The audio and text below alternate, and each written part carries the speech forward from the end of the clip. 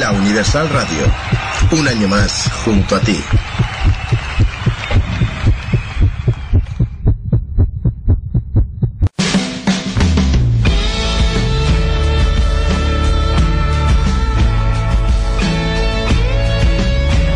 Una charla distendida, un encuentro con los creadores de esa magia que solemos llamar literatura. Café entre libros, un espacio abierto a escritores y lectores.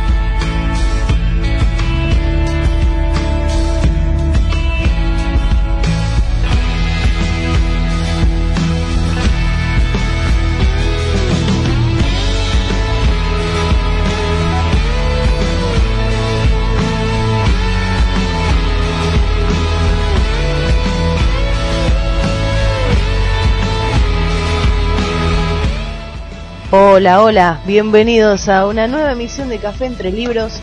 Como cada viernes estamos aquí, 18 horas horario argentino, 22 horas horario español, y por ahí, como digo siempre, si estás en otro país, sacá la cuenta, +3, -2, +45, lo que vos quieras, pero estamos 18 horas horario argentino, vos ahí sacá bien la cuenta, no te vas a olvidar porque me cambian, horario verano, horario de invierno, pero Café entre Libros sigue igual, no cambia de horario, eso es lo principal que quería contarte. Sé que algunos han cambiado a horario de invierno o verano, bueno, aquí en Argentina no cambiamos, y tras esta breve explicación, para que algunos no se pierdan, te voy a contar que en Facebook tenemos una página de nuestro programa que se llama Café entre Libros Oficial.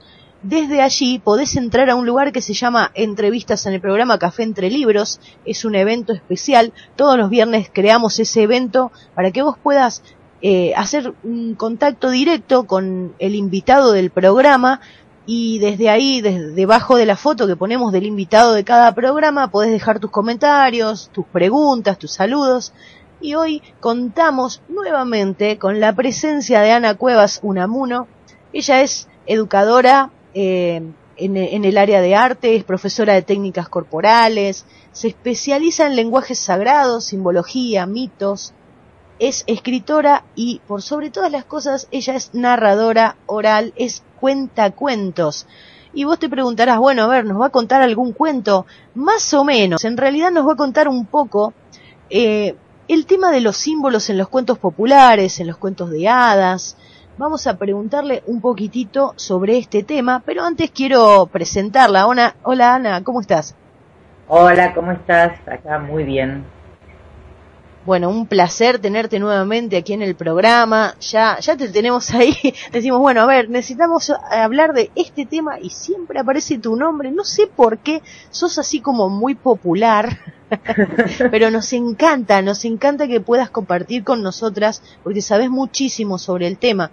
Y hoy es algo que la verdad me llama mucho la atención porque, a ver, acá vos en una descripción de lo que estás haciendo como un taller, una disertación, veo algunos, ¿cómo decirlo? Algunas frases, por ejemplo, zapatero a tus zapatos, no me calza, el zapatero de Cenicienta, que dice, bueno, remiten a un significado. Yo lo primero que quiero saber es, nosotros cuando leemos, y a veces no nos damos cuenta de esos símbolos, lo que quería preguntarte es más que nada que nos orientes un poco, porque a veces los tomamos como algo natural y no sabemos de dónde viene eso.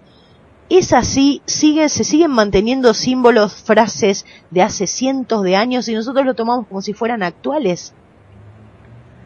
Es así, sí, es así. En realidad, en un principio el ser humano estaba tan conectado con la naturaleza que de ella podía leer un montón de señales y comprenderse a sí mismo y comprender los ciclos de la vida y las formas de expresión de la vida.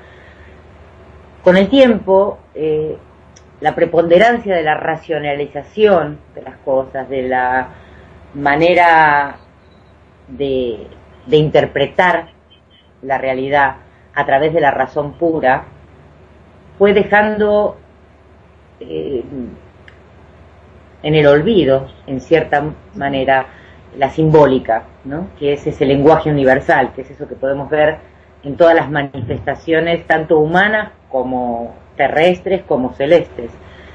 Sin embargo, es tan importante ese lenguaje universal porque nos constituye de alguna manera, que se fue comunicando de generación en generación a través de millones de refranes, de lo que llamamos frases hechas, a través, hoy en día podemos decir, inclusive se sigue manifestando a través de la publicidad, de las campañas políticas, de la televisión, ya no con la conciencia de lo que se está haciendo muchas veces. Sin embargo, el símbolo sigue estando, no lo aprovechamos en todo caso, como antes. Por eso me parece que es un tema tan rico y tan importante.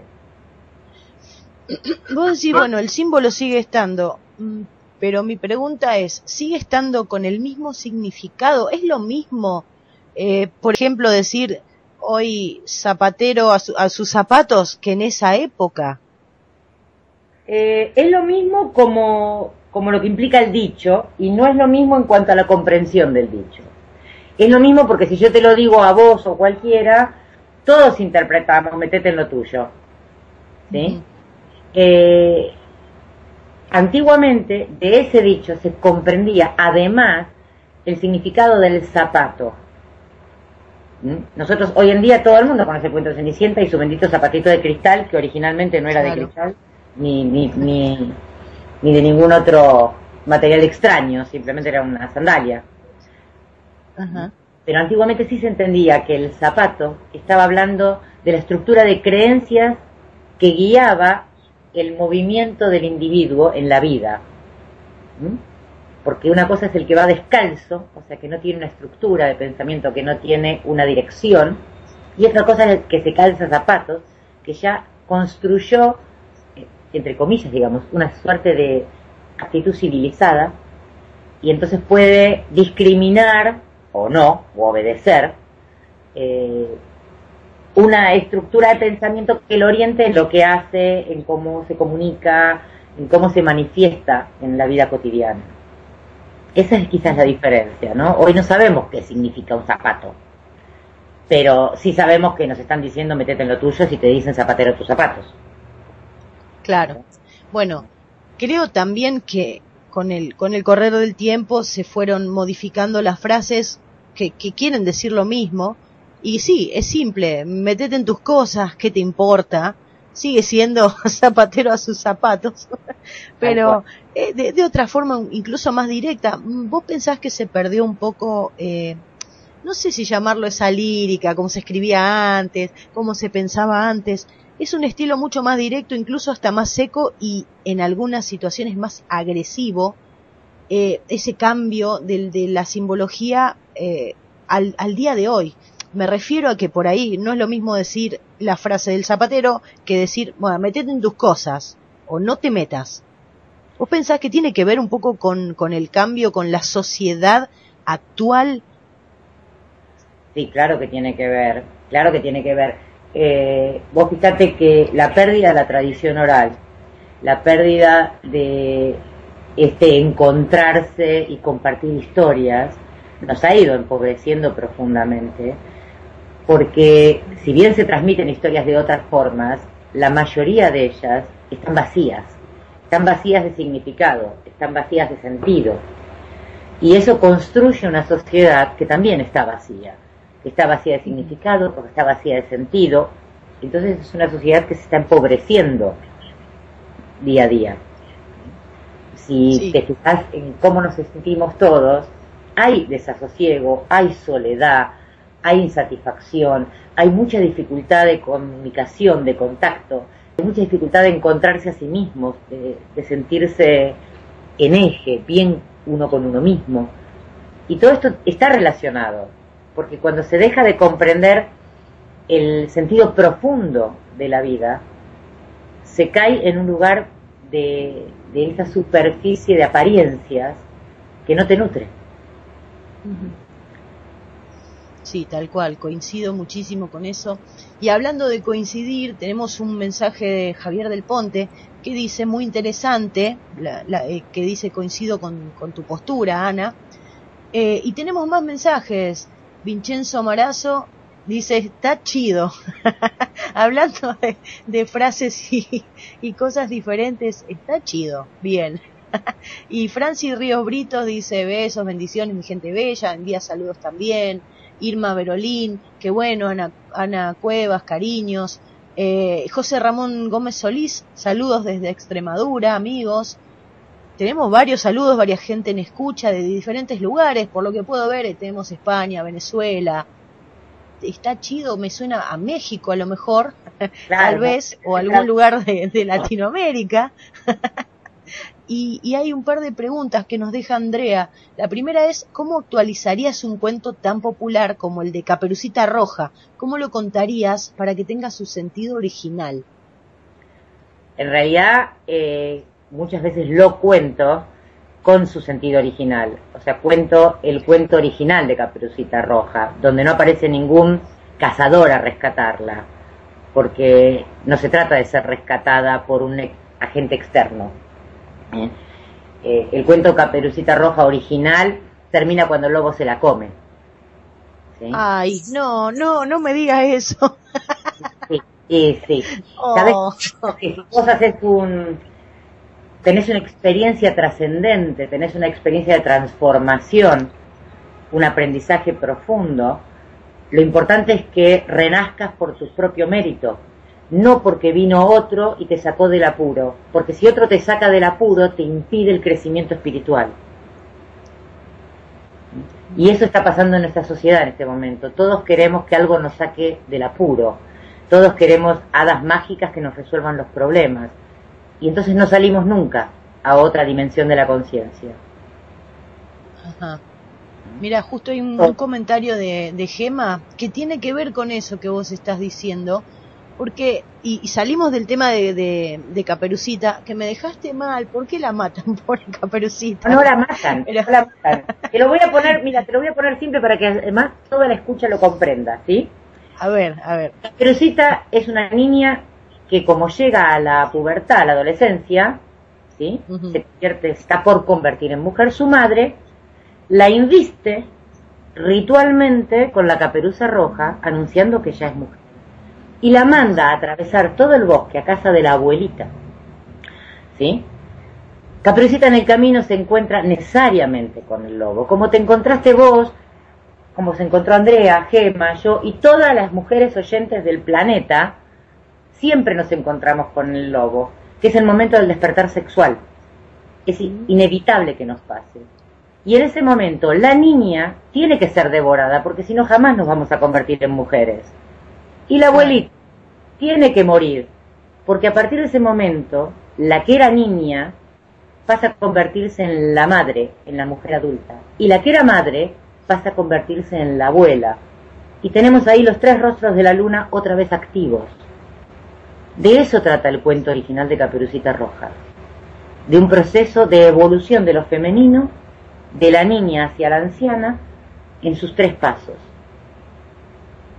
¿Y vos pensás que, o sea, eso fue reinterpretado y le dieron otro final como, o sea, ¿con qué sentido le dieron otro final o se cuenta otra cosa que yo no lo había escuchado esa interpretación?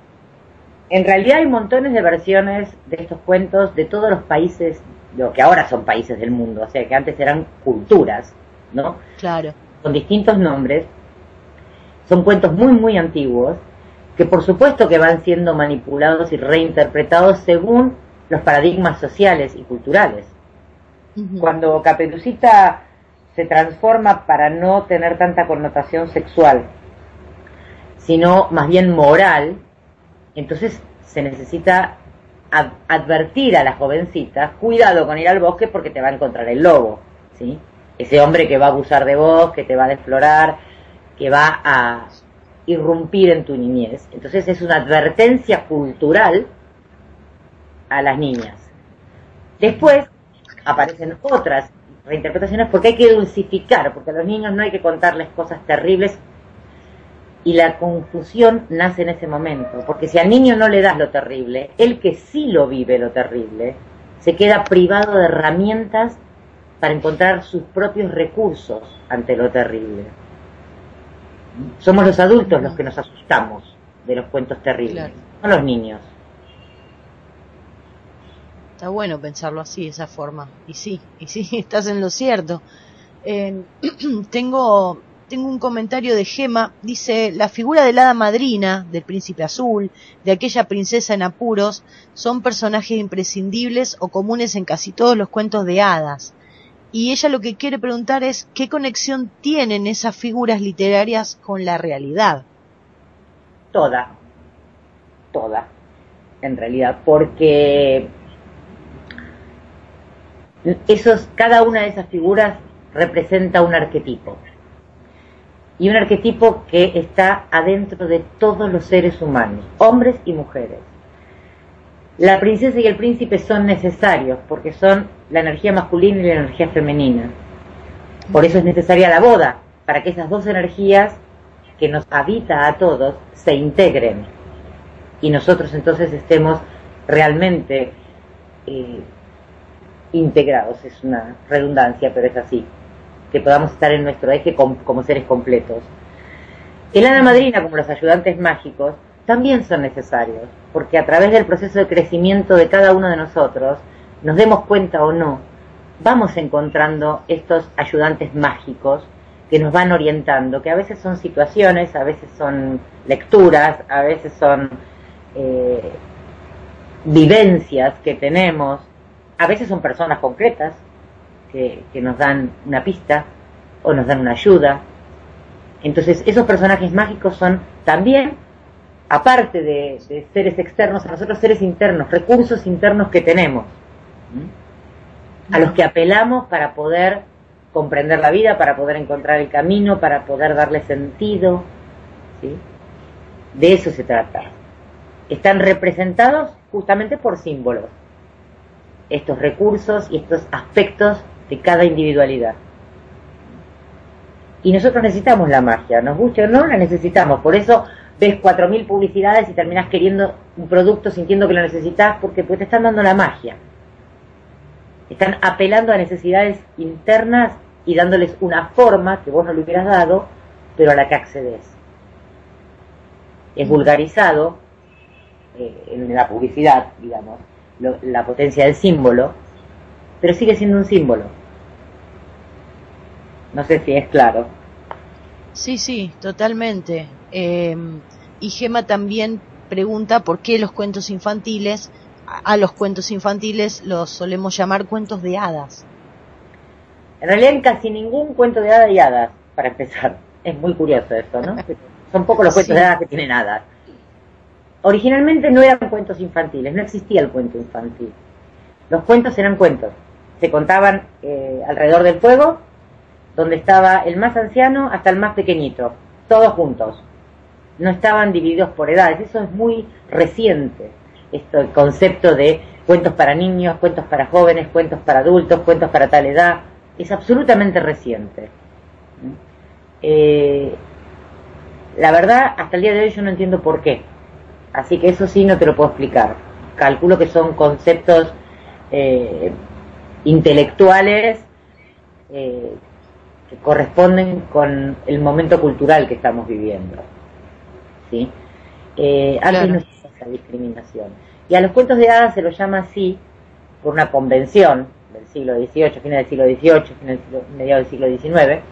Se los empieza a llamar así a partir de los autores que rescatan la tradición oral y la plantean modificada, ¿sí? Acorde a su momento también histórico. Y fundamentalmente porque siempre tienen algo de lo mágico. Entonces se asocia eso mágico al hada. Esa sería como una respuesta sintética. Claro, sí, un poco ella preguntaba eso, si era por la magia que conecta a todos ellos, por los personajes, pero sí es cierto. Y con respecto, por ejemplo, últimamente estoy viendo mucho que rescatan la figura de la mujer como heroína, ya no tanto el héroe varón que viene y te rescata, sino la heroína que es capaz de salvar a un pueblo, a toda una sociedad. ¿Vos pensás que está sobredimensionado? ¿Pensás que están buscando nuevos horizontes, empezando a darle un poquito la vuelta a los cuentos clásicos y darles más oportunidad o lugar a esos personajes? ¿O cómo viene toda esta historia? Es una pregunta bien compleja, porque tiene distintas lecturas y todas válidas. Viste que en general es blanco o negro. Bueno, a veces las cosas son blanco, negro, azul, colorado, todos los colores juntos, y todas son verdades. Yo creo que por un lado, el no comprender por qué se adjudica a lo femenino, es decir, a la princesa el lugar pasivo y a lo masculino el lugar activo, hace que se vilipendien los cuentos antiguos considerando que eran machistas, ¿sí? Algunos lo son, obviamente, ¿no? No estoy diciendo que no. Pero desde la simbólica no es así. De hecho, los cuentos tradicionales o maravillosos tienen tanto personajes heroicos femeninos como masculinos, ¿sí? Los cuentos Disney son los que vulgarizaron y dejaron a la mujer como una tonta y al hombre como el valiente. Pero estos cuentos maravillosos son antes de Disney. No eran todos así, no era tan así. Entonces, desde la simbólica, lo femenino necesariamente tiene que ser rescatado por lo masculino. ¿Por qué? Porque lo masculino es la acción en el mundo exterior y lo femenino es la acción en el mundo interior, como energías básicas, sea de un hombre o de una mujer, no importa. Y a eso apelan los cuentos, a esa explicación, a esa enseñanza. Desde lo sociocultural actual hay una necesidad de reformular la concepción del hombre, de la mujer o de la sexualidad, ¿no? Que en este momento transita una etapa profundamente confusa, porque venimos de un machismo de muchos siglos, de una misoginia muy importante, y mi sensación es que nadie sabe muy bien cómo se construye el nuevo modelo. Entonces se hacen intentos dentro de lo posible para querer construir un modelo nuevo, un nuevo paradigma de percepción de la vida, pero todavía es confuso. De nada sirve que la heroína sea genial y el príncipe un tonto, porque es como dar vuelta a la tortilla para el otro lado y sigue siendo una tortilla, ¿no? Claro. Claro. No es eso el camino a futuro. El camino pasa por comprender el valor de ambas funciones y la importancia de su integración.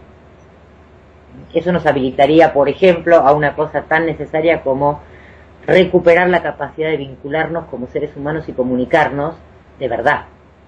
No tener 10.000 amigos de Facebook que no conocemos, por ejemplo. Sí, es cierto.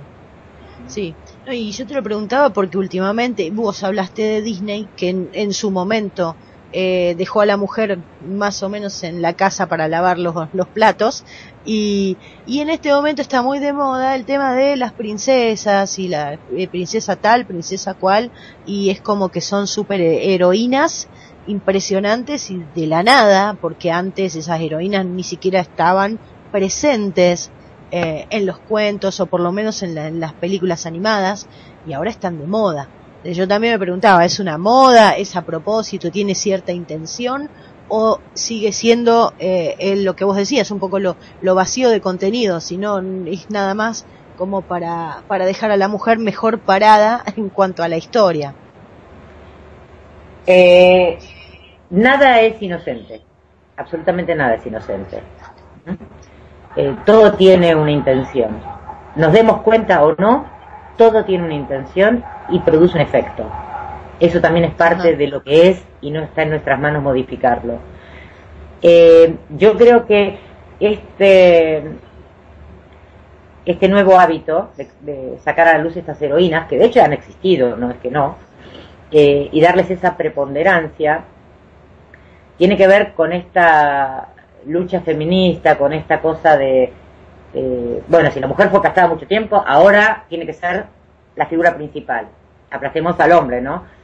La realidad es que esto es coincidente con infinidad de mujeres en el planeta que no encuentran pareja, que están solas, infinidad de parejas que están 2 meses, 3 meses y se separan y no logran congeniar, porque volvemos al mismo lugar. Uno era el hombre sometiendo a la mujer perversamente, y otro ahora es la mujer tratando de ningunear al hombre. O sea, no ese es el camino, no es saludable, ¿sí? Creo yo. Está bien que se salga, vuelvo a decir, de la forma Disney, donde la mujer sirve para lavar la ropa, estar en la casa y ser dulce, buena, lo que quería de alguna manera toda la cultura durante un montón de siglos, hasta hace poquito, ¿sí? Hasta hace muy poquito. Sí. No es eso lo correcto.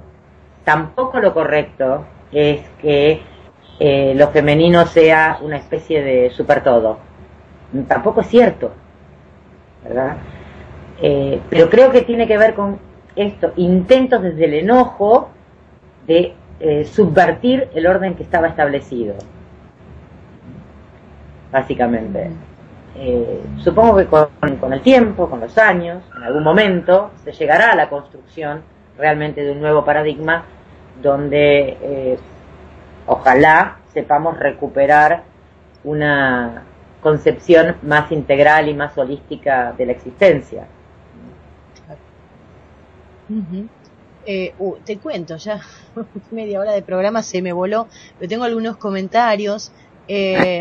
José dice, llámenme viejo, pero yo me quedo con los cuentos tal y como son, sin compararlos al momento actual.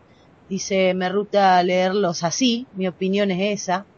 Y bien. Bueno, Andrea dice que tenés dos películas animadas, Encantada y Enredados, que dice, la princesa lo salva al príncipe. Claro, es un poco lo que estábamos hablando. Pero es así, sigue siendo la misma historia. Claro. Carente de todo el simbolismo que realmente debería ser.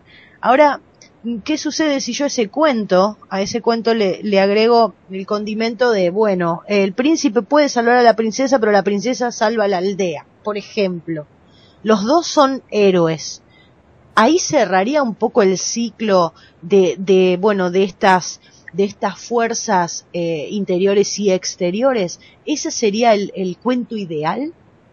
No hay cuento ideal, y en realidad en Encantada y en Maléfica, con los cuentos estos maravillosos pasa algo muy curioso, y es que por mucho que vos los quieras pervertir, nunca los podés pervertir del todo, son más poderosos que nosotros. Entonces siempre, a pesar de nosotros, se filtra el símbolo transmitiendo una enseñanza, que podemos entender o no, ¿sí? En el comienzo de los tiempos, esta polaridad del bien y el mal estaba muy clara. Para un niño chiquito, esta polaridad del bien y del mal está instintivamente muy clara. No porque sea tarado y no sepa que hay un montón de tonalidades entre medio, sino porque necesita estructurarse, y para estructurarse necesita espacios definidos, ¿sí? En la actualidad, lo que está como modelo es la ambigüedad. Por eso, un poco lo que hemos hablado algunas veces, los jóvenes están tan desorientados, tan perdidos, que no se conectan con nada, porque si todo es ambiguo, si no existe ni el bien ni el mal, si no se sabe, entonces no hay guías en el camino. Es como andar perdido, a tientas, a ciegas. No hay nada que te dé un sostén, no hay nada que te ayude a encontrar tus recursos. Con estas películas pasa también esto un poco, ¿no? O sea, muy lindas, son hermosas, las mirás, te divertís, pero cuando termina, no se provocó un impacto en el inconsciente lo suficientemente poderoso como para que algo se movilice. Entonces pasa y listo, pasó. No se provocó nada.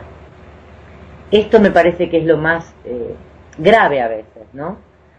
Sí. Y volviendo a este tema de esta alteración del orden, digamos, no se trata de que sea la mujer heroína y el héroe. No pasa por una competencia, sino pasa por, a ver, vamos a ponerlo de esta manera, para que sea más simple. Dicen que la lluvia fecunda la tierra, para que la tierra brote en abundancia, ¿sí?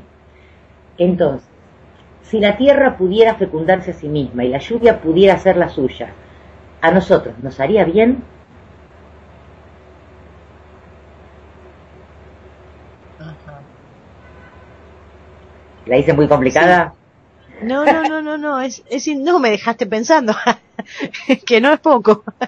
No, es súper interesante. Bueno, como te decía antes, vamos ya por la mitad del programa, y hay un montón de preguntas ahí en espera. Lo que vamos a hacer, apenas, para que se entienda. Sí. Chiquísima.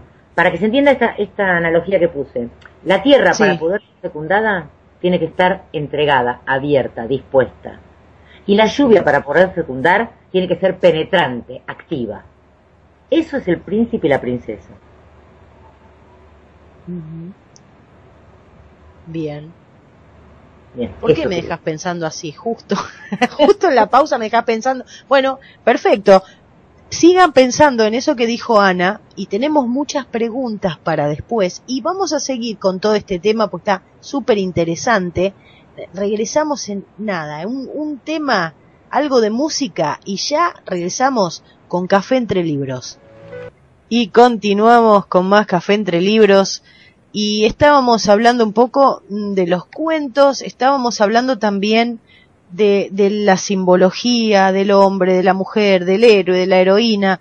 También en un momento, Ana, vos comentaste sobre el cine y sobre algunos personajes de cuentos clásicos que hay en el cine, y tengo algunas interrogantes de Gema, y también se suma a Mimi Romanza ahí a la escucha.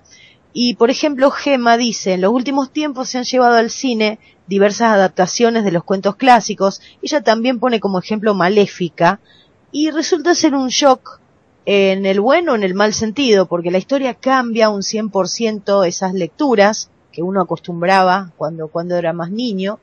Y ella pregunta si tienen en realidad esas actualizaciones más aproximación al cuento original que aquellas lecturas o películas Disney en las que estamos, acostumbrados a ver hace unos años apenas.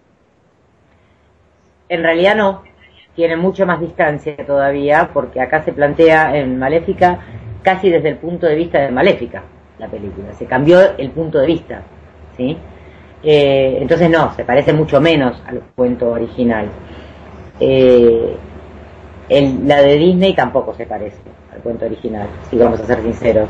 Disney hizo una adaptación en función de su momento histórico-cultural, y esta es otra adaptación en función de este momento histórico-cultural. Que no está mal, es normal, pasa eso con las historias de tradición oral. En todo caso, lo que uno puede decir es que está desde la industria que construye pensamiento, la industria cultural construye pensamiento social, está intencionadamente dirigido hacia un objetivo. Eso sí, pero eso pasa siempre. Todo lo que es tradición oral siempre ha sido manipulado en función de objetivos de cada momento histórico y cultural, consciente o inconscientemente, no importa. Sí puedo decir que Maléfica en todo caso responde a cómo en cierta medida este momento cultural está posicionado. Esto que hablábamos un poco antes, ¿no? Sí. Esta ambigüedad donde no hay ni bien ni mal en ningún orden de la vida, donde nadie sabe ya qué es un valor moral, qué es una ética, donde se está perdiendo todo eso a pasos agigantados. Bueno, Maléfica responde a eso. Sí, me quedé pensando un poco en eso. No hay ni bien ni mal, ni hombre ni mujer, todo es así como una especie de andrógeno. Es una cosa muy rara, y sí, hay una industria cultural precisamente dedicada a eso. Creo que también por eso vienen un poco las preguntas.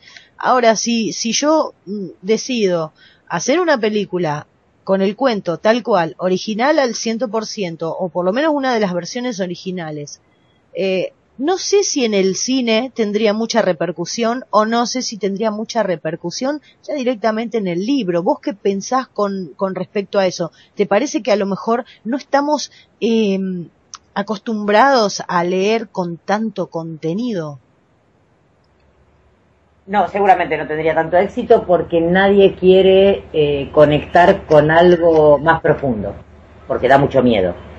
Entonces, no tendría éxito por un lado y además sería muy vilipendiado, saltarían montones de voces a quejarse. Vos pensás que estamos en un momento donde se supone que a los chicos hay que contarles limpio de peligro, limpio de palabras feas, limpio de sexo fundamentalmente, que antes era lo que más primaba, lo más vacío posible todo, para que no los perturbe. Curiosamente, simultáneamente, si vos prestás atención en este momento, hemos vaciado tanto, que lo que ahora tiene auge es vampiros, terror y pornografía. Sí, es cierto. O sea, se ha extremado hacia lo que estaba tan reprimido, sale a los trompicones de alguna manera ahora, en su aspecto, en cierta forma, más vulgar, más crudo, ¿sí? Más vacío de amorosidad, pero por algo tiene tanto consumo. Sí, es cierto. Y pensando un poco en los símbolos, y hablábamos fuera de programa, antes de que comience el programa, porque claro, desde el Facebook nos envían debajo de los comentarios ciertos emoticones, emojis, como le dicen los adolescentes, no le dicen ni siquiera emoticones. A mí cada vez aprendo algo nuevo y nada, me quedé pensando, en vez de decir hola, ¿cómo estás? En ese lugar escriben, ponen una carita sonriente, un beso y a veces hasta nosotros mismos, una cuestión de ahorrar tiempo, palabras y ganas, hacemos eso. Y esos símbolos, no sé hasta qué punto tienen ni siquiera enseñanza ni nada por el estilo. O sea, son símbolos carentes de contenido. ¿Hacia dónde vamos con respecto a la simbología actual? Sí, claro, son símbolos porque representan estereotipos que reconocemos y de alguna manera la utilización de esos no sé cómo dijiste, emoti, no sé qué, pero digamos, no dejan de ser emoticones, emojis y no sé, tienen más nombres. En cualquier momento van a ser estamos como claro. como cuando decimos nos comunicamos en formato Twitter, 144 palabras, bueno, sí. Estamos yendo hacia la reducción de todo día a día, ¿no? Entonces las cosas se ven por imagen para no tener que estar leyendo, si se puede escuchar poquito y rápido mejor, si se puede hacer una síntesis con un emoticón mejor. Tiene que ver con esto, con una reducción de contenido constante que vamos teniendo. Pero obviamente, como es propio de este tiempo, la humanidad, digamos, con todas las excepciones que siempre existen, gracias a Dios, se suma a esa corriente. Es como un gran mar que arrastra y todo va en el mar. Algunos se agarran y salen a la orilla y van por la orillita, por elección personal y con mucho más esfuerzo. Y esos son los que intentan comprender el símbolo, los que a veces espontáneamente lo escuchan, lo sienten, lo viven, lo transcurren, ¿no?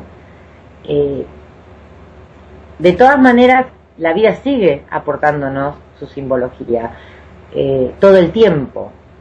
Entonces, con más o menos conciencia, igual convivimos con ellos. ¿Y qué símbolos son los que por ahí quizás estén más fuertemente arraigados y inconscientemente ni siquiera nos damos cuenta, ¿no? Pero ¿cuáles son los que persisten a pesar de todo esto? A ver, por ejemplo, cualquier ser humano hoy en día, si tuviese que atravesar de pronto, por necesidad, un bosque tupido y desconocido, ¿qué sentiría? Y cierto temor o angustia porque no sabes dónde estás. Bien, o sea que hoy en día ese bosque desconocido y tupido sigue representándote emocionalmente lo mismo que en el principio de los tiempos y lo mismo que representan los cuentos. Una zona desconocida, que por desconocida se la presupone llena de peligros, una zona donde no tenemos referencias, una zona donde lo que tenemos que hacer es encontrar la salida. Ese bosque a veces está para cada uno de nosotros en una situación a la que nos vemos obligados a ir, en la que desconocemos toda referencia. Un trabajo nuevo, un nuevo país, un adolescente que termina el secundario y sale al mundo. El mundo es ese bosque al que va a tener que enfrentarse y ver qué hace ahí, cómo encuentra su salida, cómo encuentra su aldea del otro lado, es decir, su propio camino. Eso sigue funcionando exactamente igual, no importa si el bosque es de árboles o el bosque es de empresas y de edificios y de oficinas, es lo mismo, porque sigue siendo un territorio desconocido hasta que se lo conquista. Cada pasaje que hacemos de escuela, de edad, estamos cruzando un puente, el puente de la niñez a la pubertad, de la pubertad a la adolescencia, de la adolescencia a la adultez, de la adultez a la vejez. Estamos cruzando un puente. Y cada vez que cruzamos ese puente, de algún modo tenemos una conciencia nueva. Puede ser más terrenal, más material, pero sigue siendo una conciencia nueva. Entonces, a eso remite el cruzar un puente. En lo profundo es cruzar con la conciencia desde lo material a lo espiritual. En lo cotidiano, a veces es de lo material a lo material, pero distinto.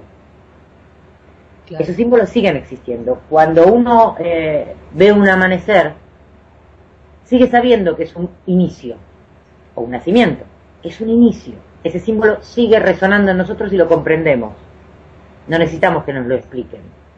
Sabemos que ahí comenzó algo.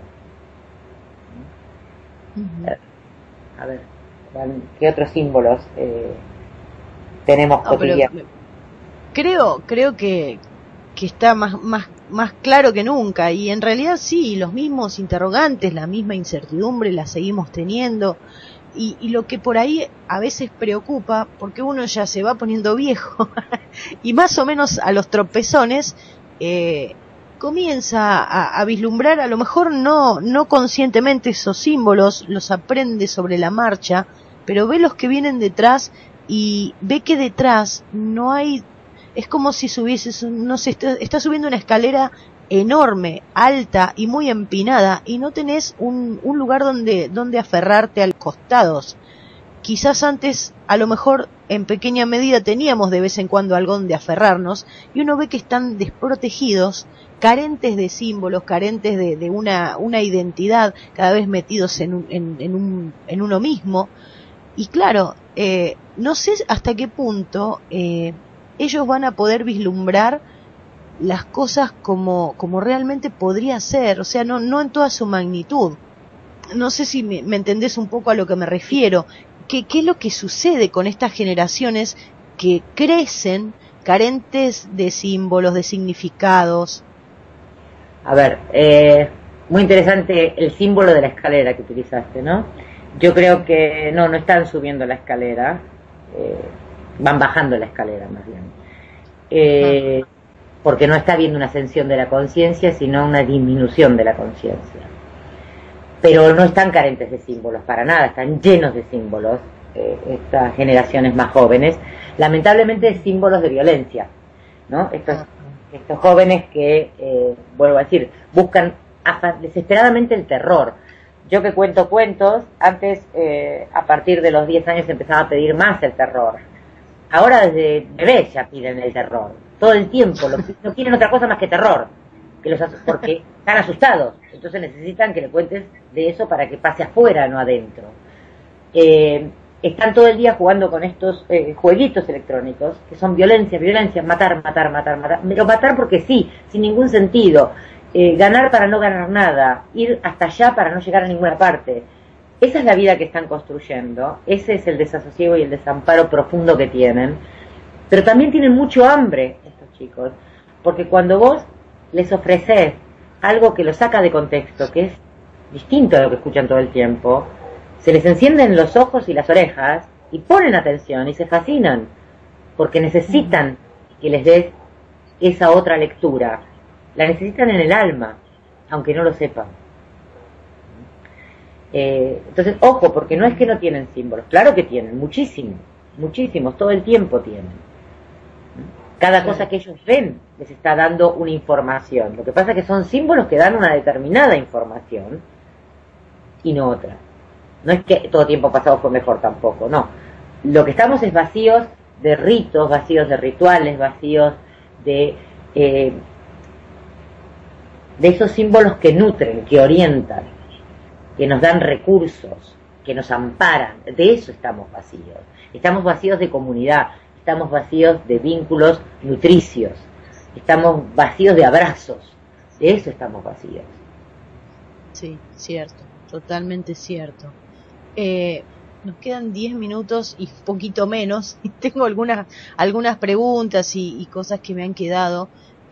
José Ramón Gómez Solís dice: nunca vi una película que se parezca a un libro o un cuento, que se parezca al libro o cuento. Yo siempre me quedo con el libro, por supuesto, y creo que sí, que sigue siendo la herramienta más preciosa que podemos tener en nuestras manos. Hay una pregunta, así, pero brevemente, porque está buena también, con respecto a la moda de los zombies, porque el zombie, ahí sí tenés una imagen de carente de todo, no tiene alma, no tiene nada. ¿Somos zombies o nos quieren hacer parecer zombies o llegar a ese estado? Sí, claro, es una figura fuertísima la del zombie. La del zombie, el zombie no está ni muerto ni vivo. Es un ente, no es ni material ni divino, es vacío, profundamente vacío, es el andar sin sentido alguno. El zombie va sin sentido alguno y es lo que nos está pasando, por eso atrae, porque es lo que en lo profundo del alma sienten muchísimos individuos.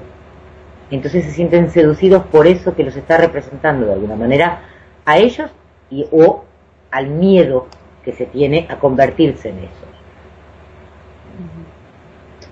eso. Bueno, a ver, tengo que dejar, yo les pido mil disculpas, me han quedado algunas preguntas por contestar, pero ya casi no tenemos tiempo. Lo que sí me gustaría, Ana, son dos cosas. La primera es que nos digas cuáles son tus próximos proyectos, con respecto, si andas por ahí con algún libro o proyecto o estos seminarios o charlas que estás dando, que puedas pasarnos los anuncios.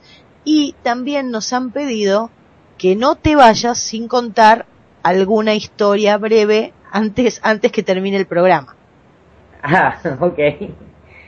Bueno, ahora voy a dar el 14 de noviembre un seminario sobre simbología en los cuentos de hadas y cuentos populares en la trama Espacio de Creatividad México 1500, lo pueden ver en el Facebook.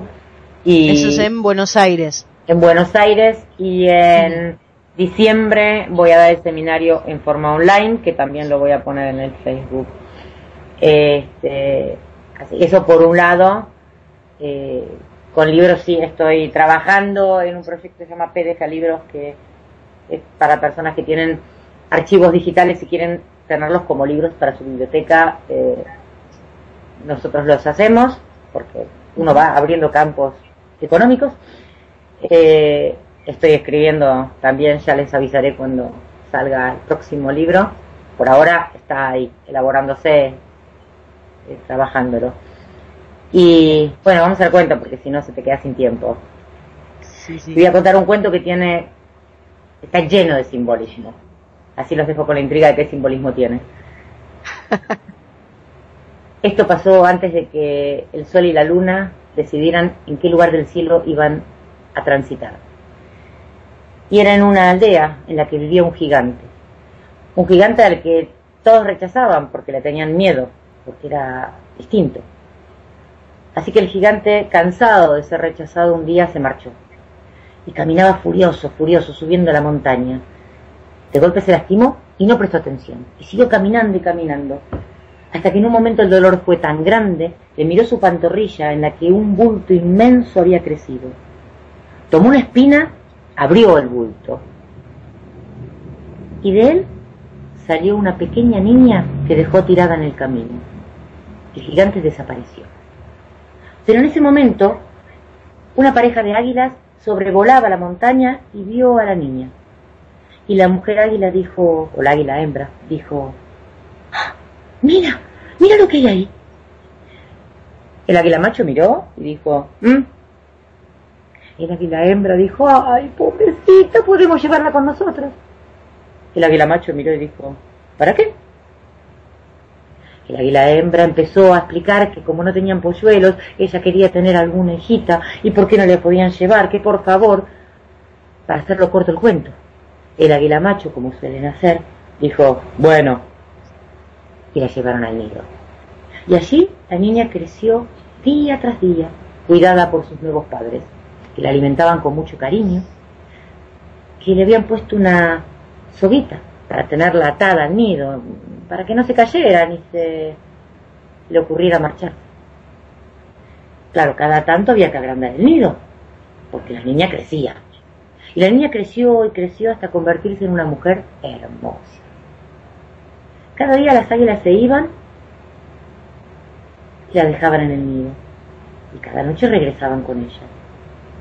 Pasó un día que debajo, en el valle, un joven príncipe venía a caballo y, muerto de sed, se asomó a la orilla del río que pasaba por ahí, y al asomarse vio un rostro que no era su rostro. Se pegó tal susto que huyó a palacio. El día siguiente volvió intrigado, porque no podía ser que él no tuviera su rostro. Volvió a asomarse al río y otra vez vio un rostro que no era su rostro. Combatió el susto, tomó coraje, alzó la vista y vio a la niña arriba, en la punta de la montaña.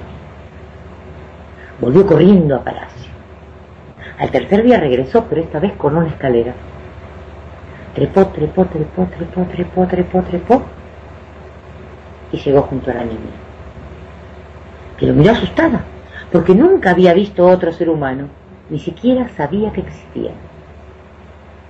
El príncipe sonrió y la niña sintió que le gustaba. El príncipe se quedó en el nido.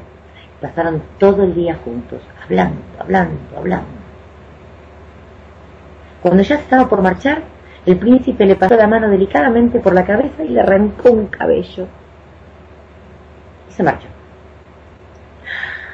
Eso fue terrible, porque esta niña hermosa, tenía curiosamente la mitad de los cabellos de plata y la otra mitad de oro.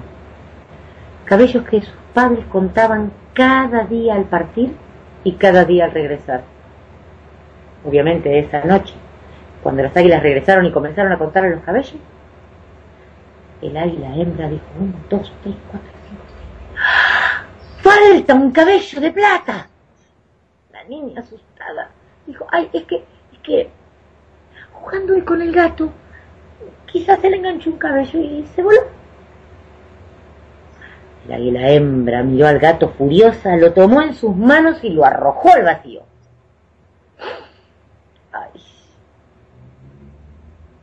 Al día siguiente, el príncipe regresó. Y jugaron y conversaron, y al marcharse, como sin querer, le arrancó un cabello.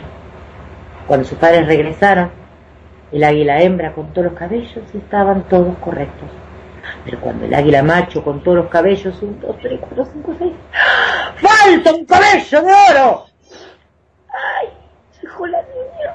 Es que hoy jugando con el lorito revoloteó y sin querer se voló un cabello. El águila macho tomó al lorito y lo arrojó al vacío. ¡Ah! Se murió el lorito. Al día siguiente, cuando el príncipe regresó, la niña dijo que se marchara, porque ya no tenía más animalitos a los que echarle la culpa. Y le contó toda la historia. Y entonces el príncipe le dijo que se marchara con él. Irían a palacio y se casarían. La niña aceptó. Y cuando ya marchaban a caballo por el valle, aparecieron de golpe la mamá y el papá águila. Sin decir palabra, la mamá águila le dio una tremenda bofetada en el lado derecho de la cara. Inmediatamente se le transformó en cara de caballo.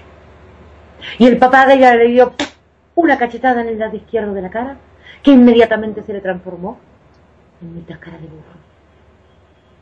Y así, mitad cara de caballo, mitad cara de burro, quedó la niña.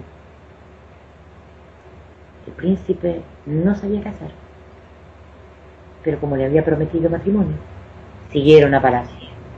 Allí, cuando el rey vio a la niña monstruo, horrorizado empezó a los gritos y los expulsó de palacio. Dicen que durante mucho tiempo vivieron ocultos en una cueva. Y curiosamente el príncipe, a pesar de la extraña cara de la niña, la amaba. Pasó el tiempo. Y un día el rey decidió que sus nueras le tejieran la mejor camisa. La nuera de su hijo mayor le tejió una camisa, la de su hijo del medio le tejió una camisa, y la niña, enterada de esto, también tejió una camisa. Cuando llegó el día en que había que presentarle las camisas al rey, el príncipe marchó a palacio con una cajita pequeña, como una cajita de fósforo, y la dejó en la mesa junto a las otras dos camisas. El rey se probó la camisa de la hija mayor y le quedaba muy chica. No me sirve. Entonces se probó la camisa de la hija del medio, de la nuera del medio. Le quedaba muy grande. Era horrible. En ese momento vio la cajita. ¿Qué es esto? Y su consejero le comentó que le había traído su hijo menor. El rey abrió la cajita y empezó a sacar una tela. Y sacar,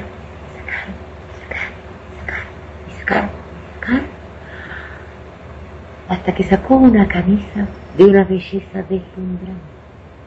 Cuando se la puso, le quedaba como un guante, perfecta, ideal, cómoda, tan hermosa, que se escuchó un suspiro general de todos los cortesanos. Cuando el rey supo que la había tejido su nuera desconocida, ordenó que el hijo y la nuera vinieran a palacio. El príncipe inmediatamente, contento, fue a buscar a su mujer y le dijo: ¿podemos ir a palacio? ¡Ya! Pero la niña dijo: no, antes tengo que pedirle perdón a mis padres. Así que fueron a pedirle perdón a las águilas. Cuando ellas la vieron, el águila hembra le acarició la mejilla derecha y su piel volvió a ser tersa y bella. Y el águila macho le acarició su mejilla izquierda y su rostro volvió a tener la hermosura de siempre. Y como corresponde en los cuentos, los dos jóvenes por fin se casaron. Y como siempre pasa, fueron felices para siempre. Oh, qué lindo.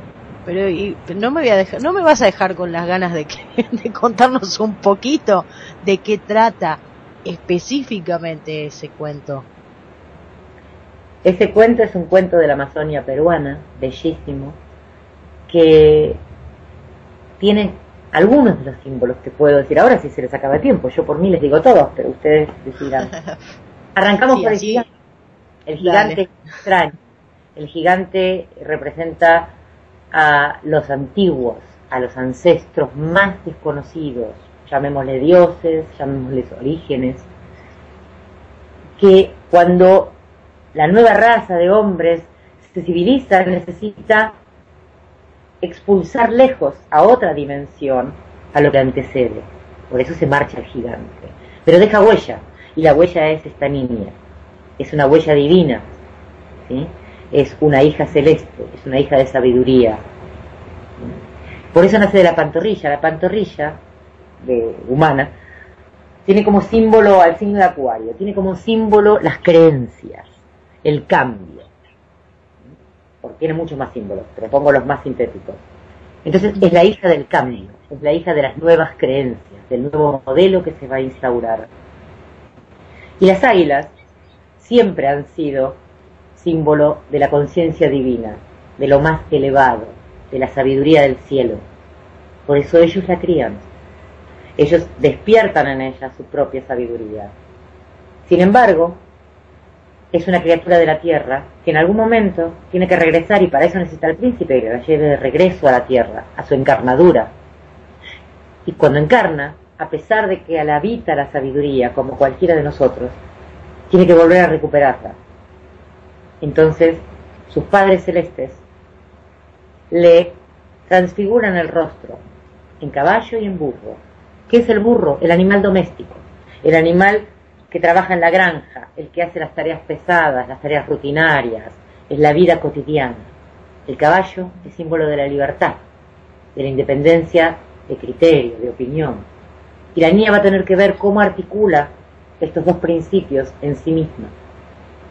Y logra articularlo gracias a que junto al príncipe viven en la cueva. La cueva es como un nuevo útero para poder después renacer. La cueva es el espacio de la intimidad, de la interioridad, donde procesamos, donde aprendemos, donde crecemos en nosotros mismos. Y cuando está madura, ella puede hilar su destino futuro. Eso es lo que representa la camisa. Ella instaura lo que va a vestir a ese reino en el que ella próximamente va a reinar. Transmite un modelo, transmite su sabiduría. Por eso la camisa es tan bella y calza tan perfecto en el rey, que es el símbolo de la culminación del poder personal, ¿sí? Y aunque tengamos una niña y un príncipe y un rey, las tres figuras están dentro nuestro, ¿sí? La que sabe hilar, que es la energía femenina, la que sabe conducir, que es la energía masculina, y la que finalmente integrada se convierte en el poder supremo de la conciencia despierta. Algo así. Esto es un poquito una síntesis del simbolismo de este cuento. Impresionante, impresionante, muy, muy hermoso. Para nosotros es un placer escucharte y obviamente siempre te vamos a pedir algún cuento. Y por acá por las redes están todos así también, alucinados. Y están todos festejando un poco lo que has contado con mucha verdad. Y nada, ya se nos terminó el tiempo. Ana seguramente en el evento va a dejar algún enlace sobre todo con el tema del curso online que tenés, porque hay gente que está escuchándonos de otros países, así que estaría muy bueno si tenés ganas y dejás todos los enlaces. Y yo muy brevemente nada, te doy así un microsegundo para despedirte de la audiencia. Bueno, muchísimas gracias a todos por la escucha y la participación. Muchísimas gracias a ustedes, chicas, que son un amor y que me encanta estar con ustedes charlando siempre. El curso online todavía no tiene fecha, pero se los voy a pasar en cuanto la tenga. El curso en vivo y en directo es el 14 de noviembre. Y todos los que escuchan y quieran buscarme, me buscan como Ana Cuevas Unamuno en el Facebook, y ahí se van enterando de las actividades o me consultan por privado lo que necesiten, y en la medida de mis posibilidades respondo. Más que nada, gracias a ustedes por la invitación. Muchísimas gracias nuevamente, y como siempre les digo a la audiencia, este ha sido un programa más de Café Entre Libros. Todos los viernes 18 horas estamos aquí por Universal Radio, y les voy a contar muy brevemente lo que tenemos, lo que viene en el programa. El 13 de noviembre vamos a contar con el escritor Luis Pérez Puig, El 20 de noviembre con Patricia Correa, que es de Argentina. Ella es pediatra especialista en diabetes infantil, es nutricionista y tiene un libro de recetas que está por publicar en estos meses. Así que vamos a estar con un poco el tema de salud, de los niños también, de esta enfermedad como es la diabetes. El 20 de noviembre nos visita Alejandro Ordaz, que es director del coro polifónico del Hospital El Cruce de Florencio Varela. Él organiza festival de coro Balcarce, Canto y Raíces. Vamos a hablar un poco de cómo la música también cura el alma, porque es una de sus características, cómo la embellece. Y el 4 de diciembre vamos a estar cerrando esta temporada, este ciclo de Café Entre Libros, con la ganadora del concurso Café Entre Libros de microrelatos o de relatos breves, Vanessa Sánchez Soriano. Así que vamos a estar con ella y también vamos a publicar su video en este tiempo, así que no se lo pierdan. No se olviden que después de este programa llega Relatos al Dente, un programa de relatos, pero no como los cuentos que hoy estuvimos compartiendo con Ana, sino otro tipo de relatos muy lindos, muy interesantes también, así que no se lo pierdan, quédense en escucha. No se olviden también de pasar por la revista de la Universal Radio, que se llama Tu Revista, y en la página web la tenemos ahí en una pestaña, dice Tu Revista, podés leerla. En la página tenemos mucha información internacional, tenemos algo de cultura también, deportes, espectáculos, un poquito de todo. Los miércoles están desde España realizando un programa similar a este, que se llama Entrevistas en el Saloncito, a las 22 horas en horario español, así que también estamos más o menos a la misma hora que los viernes. Y nada, yo ya me voy despidiendo, fue un placer estar con todos ustedes. No se olviden de pasar por la página de Café Entre Libros Oficial, dejen un me gusta y ahí se enteran un poquito de lo que estamos haciendo, y tenemos enlaces con los programas anteriores también, están grabados. Y nada, gente, a seguir disfrutando, buen fin de semana, nos encontramos el viernes que viene. Un abrazo para todos, chau chau.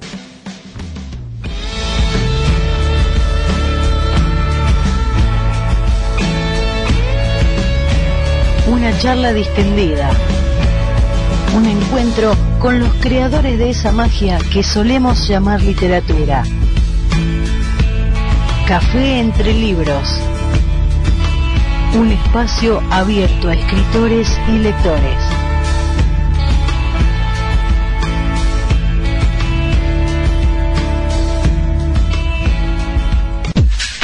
Estás escuchando Universal Radio. La radio que te acompaña las 24 horas del día. Universal Radio, tu radio.